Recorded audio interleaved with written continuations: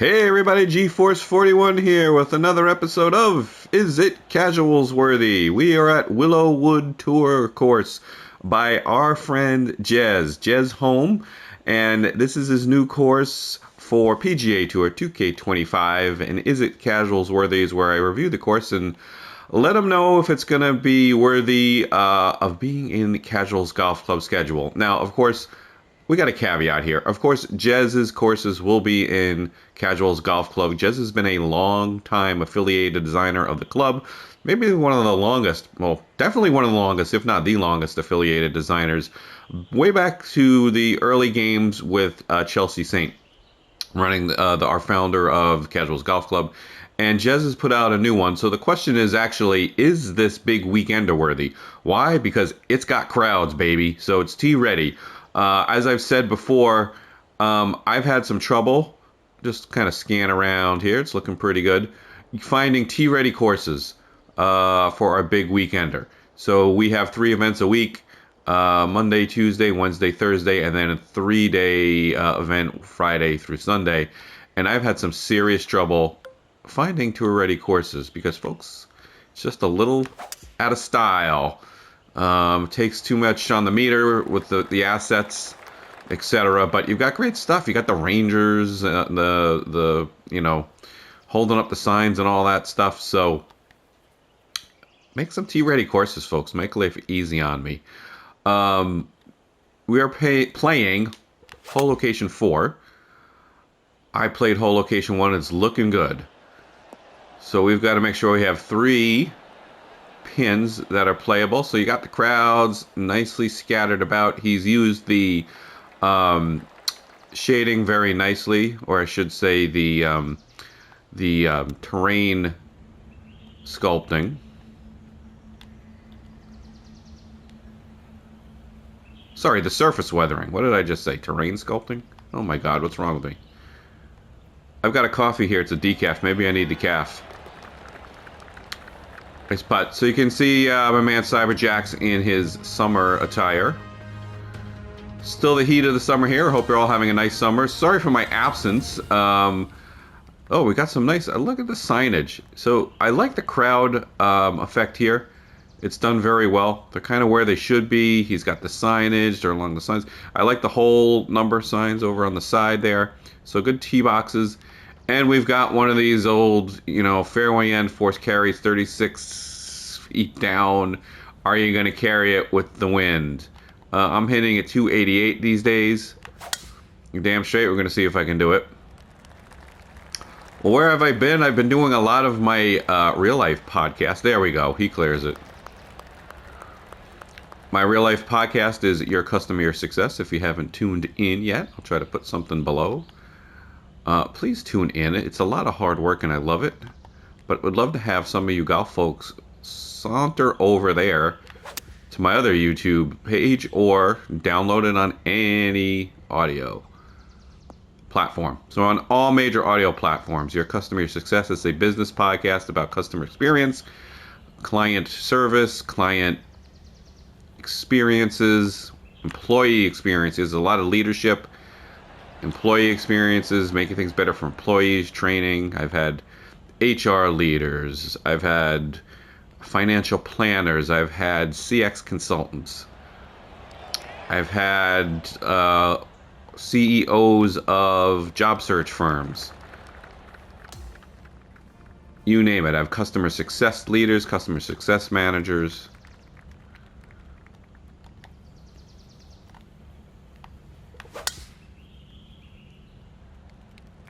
The whole story.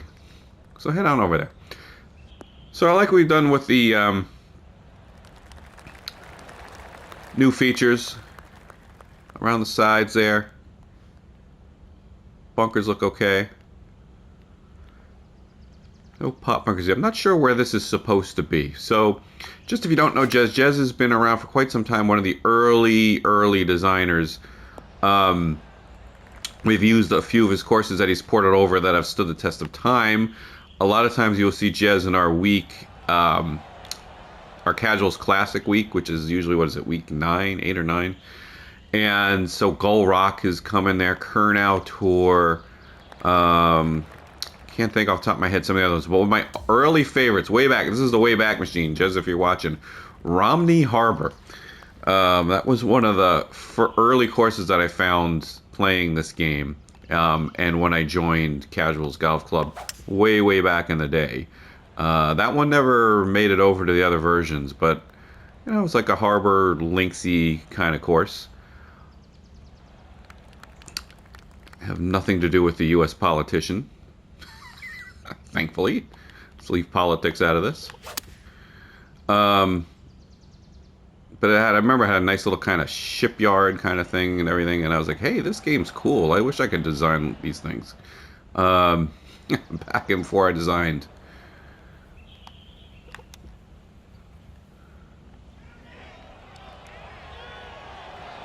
So I like the effects on the green. The greens are very fair. So again, casuals friendly is what we go for. We want a good, interesting course, but it cannot be, I'll just say it, too hard. I hate to use that word hard, but it's the easiest way to describe it. It's playable. We want a course that's playable. Maybe that's a better word. You know, these greens are fairly benign. So there you see the surface weathering. Don't go too strong on the weathering. He's got the weathering around the bunkers, which is good use of it. You can lighten these up, right? So if you put it in at like 56%, you can then take a soft brush and bring it down to like 12 or 15 and kind of go over it, and it spreads it out and lightens it a little bit. So pretty kind of rustic setting. Again, very tee ready, which is a big help for us. And I understand people aren't using the tournament stuff. Depends on what kind of course you want to make. But especially for, you know, TGC Tours and TGC Tours contests, you don't see a whole lot in terms of crowds and objects. And now, of course, for a tournament, a design contest, you're going to want all the meter you can spare. So putting a tournament object in it, you know, the stands and everything take up meter. So I understand why, from that perspective, you're not going to see it. But again, people want the more, you know, the more natural look and feel. It's kind of what's in. It's kind of what I go for, but I throw the few crowds in there for casuals. If you don't like them, turn them off. If they're in there, they're in there. Uphill par 5. I like uphill par 5s. There's a lot of downhill par 5s, and you want the ball to kind of take the slope and take the ground game into it. That's fine, but sometimes you want, you know, this is northeast wind. I'm on the back tees, and by the way, it's hole location 4. It's a 3-shot hole into the wind up the hill, right? So, you know, I can clear this bunker pretty easily, I think.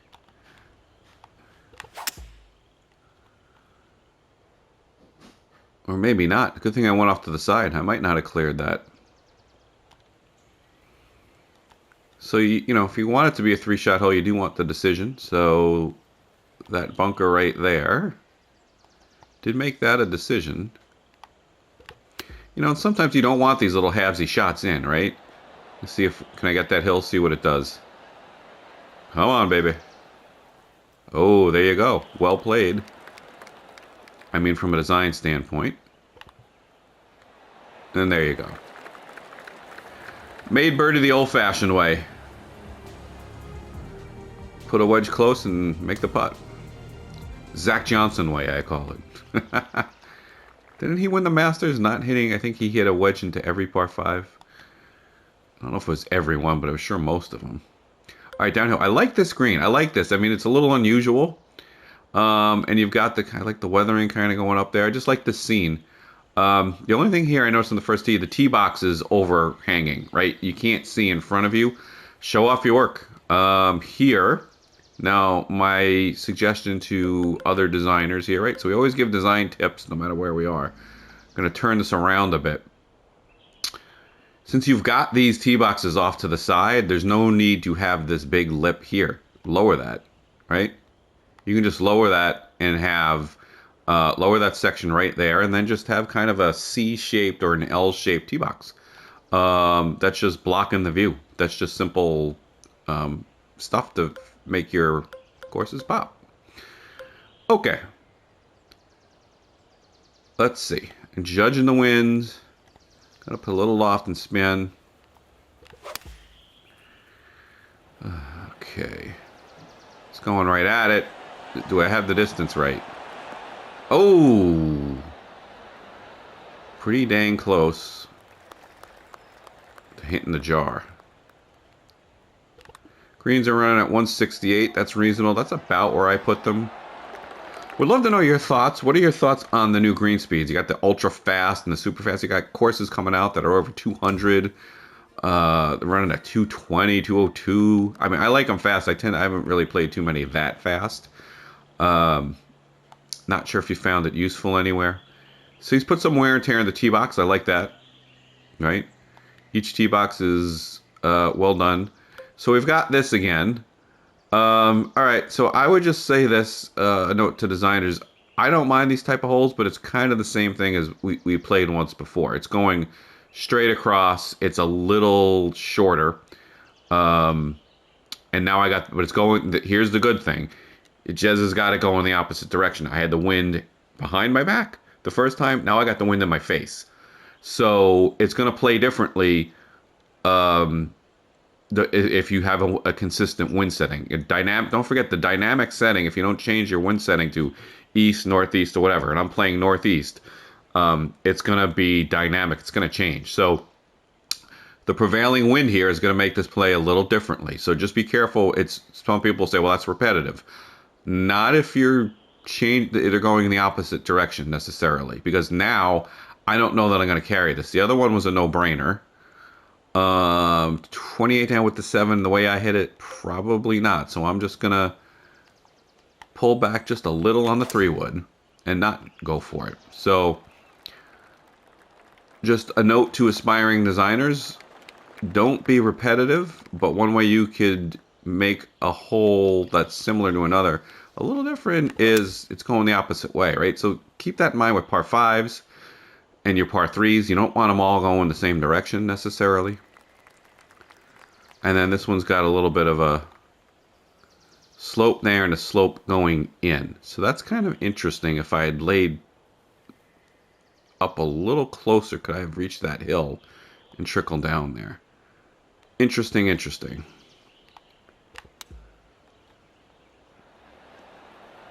Again, the greens are very casuals friendly. Although that one didn't stop. That one goes back a little bit. And that goes with the terrain. So I like it. Greens can slope front to back, people. As long as it fits. And it does, because you're coming down a big hill. Oh, that's a terrible putt. That's the classic. Gary is talking and not focusing.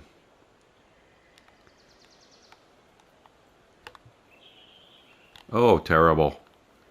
Alright, so I played this fairly smart and messed up the putting. Oops.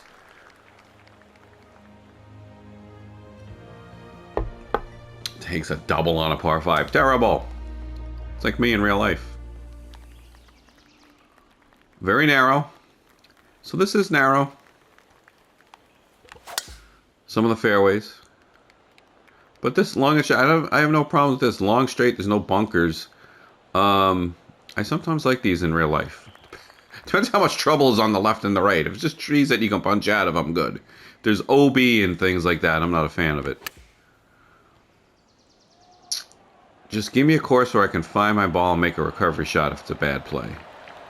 Not every time. But one thing I don't like when I play for real is courses that there's just too much trouble and hazard. And if you hit your ball off the fairway somewhere, it's gone. Right? Occasionally, yes, but there are a lot of courses here in New England that it's, one and done, I call it. You hit one out of play, and it's gone. And you just can't, it's either some sort of hazard or dense, thick brush.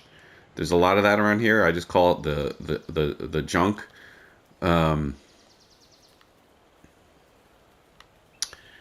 just left myself nothing. So I got to punch one. Right there.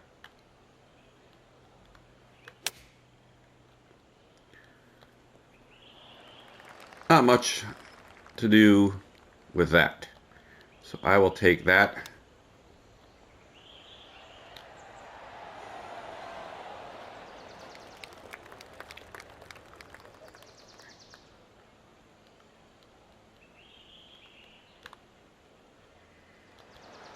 No, they're not so good putt.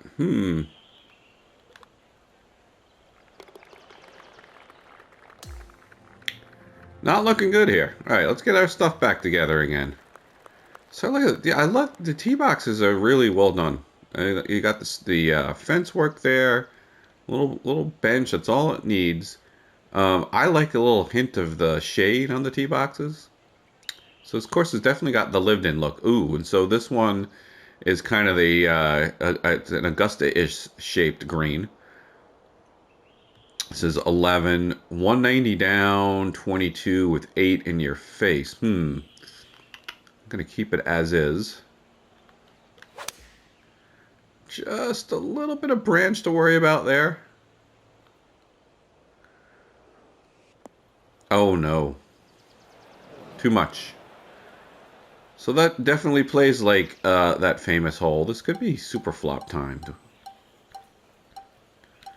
Super flop. 11, 14, 12. We're kind of got a downhill, side hill.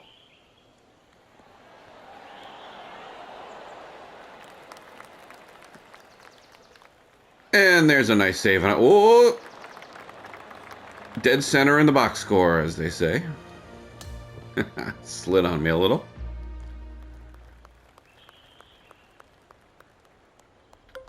Ooh, so this one's almost drivable with the wind at your back.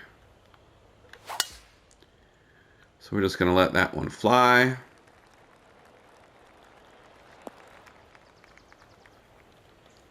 In the thick stuff. Little spin and loft.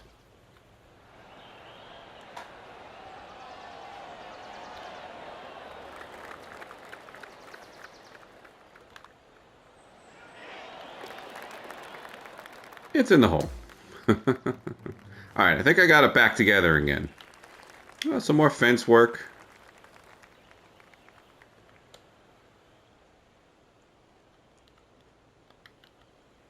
Now, this is, up the hill. A little bit of a blind shot over a hill. I like these. I always say show off your work, but if you have an uphill shot to the fairway, that's fine. You just don't want, you want a gradual hill up to the fairway, not a big hill in front of the fairway. A lot of times when I do quick tips, the newer designers, you see a big hill in the rough in front of the fairway for absolutely no reason. This is the way to do it. Okay, so this is another par 5. This is a shorter 5. Wind at your back and downhill. Okay. See that stream there? So it's downhill, wind at your back.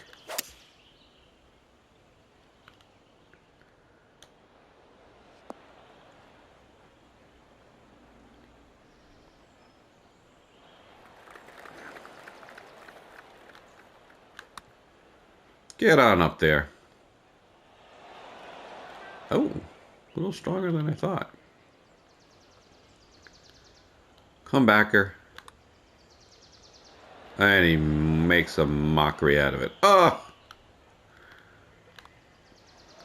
On a 2 and 3 putts. You kidding me? Alright, so we even got camera towers. I didn't really notice those yet. Pretty good cart path too. That's an interesting way of doing the cart path. So there's other options now for doing cart paths. I tend to not do them. Depends on the course, the type of course you're doing, obviously. I just think they're more trouble than they're worth.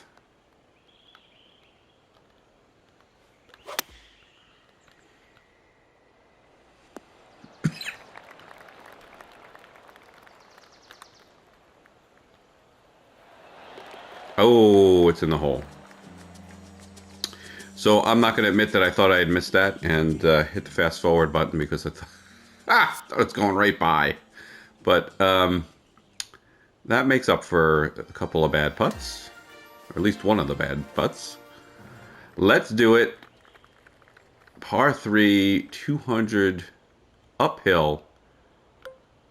So again, uphill. So, you know, I see a lot of uphill par 3s here. Again, people are a little shy about uphill par 3s, but that looks pretty good. Look, 20, and don't make them too big. And the newer designers that you see on quick tips a lot, too big sometimes. 20 feet is plenty. Look at that. And it's a nice visual. So I like that, but I got 9-mile-an-hour wind, so I'm going to give this plenty of club.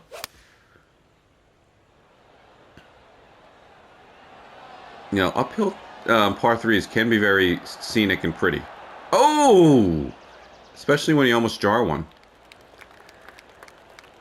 Speaking of almost jarring one, I came as close to a hole-in-one as I have in a long time.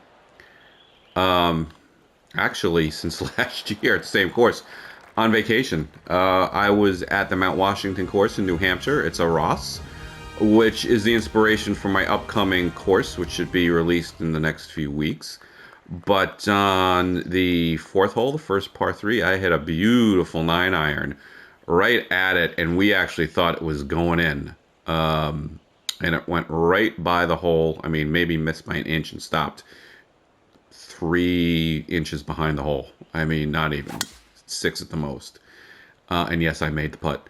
But I did the same thing on the 14th hole last year, which is a more impressive. That was about a 145-yard shot. The year before, on the dramatic downhill 14th, I did the same thing. I caught the slope and brought it right in behind the hole and stopped about a foot behind the hole. Otherwise, I haven't even come close since, but pretty interesting on the same course on vacation. Almost had a real-life hole-in-one.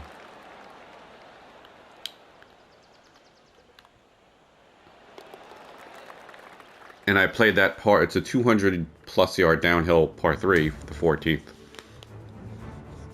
Played it well again this year. I actually hit a beautiful 5-wood right in there. About 5 feet left. I had maybe a 5 to 10 foot putt. Didn't convert that putt. But made a tap in par there.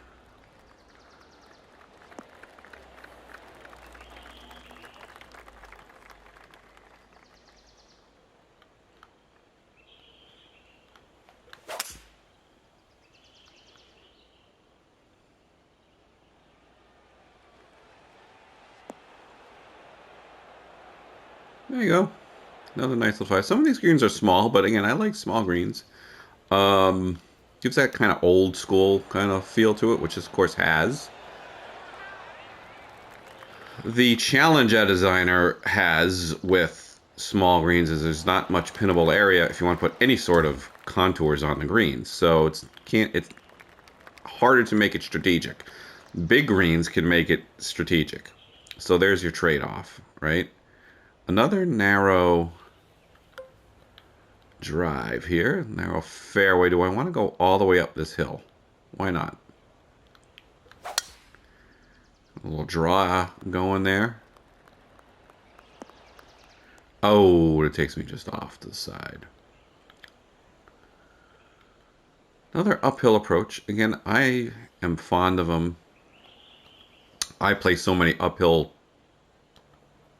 approaches in these parts, it's not even funny. Why? Because a lot of the courses are shorter and hillier. You don't have the real estate out here or up here. You're cramped for space. So how do you quote unquote add distance? Without distance, you got to have a lot of uphill approaches, and it's just the terrain.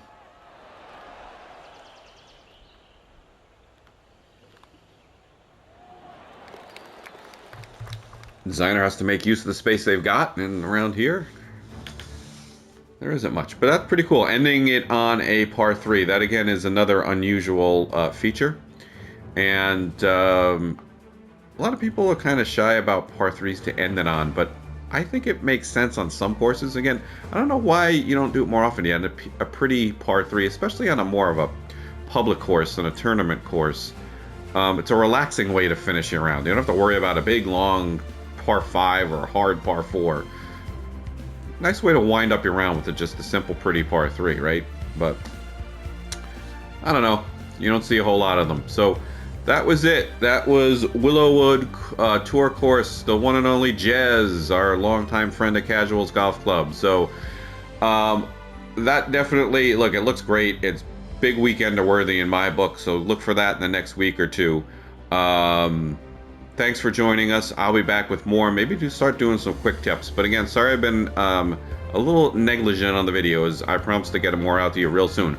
Bye for now.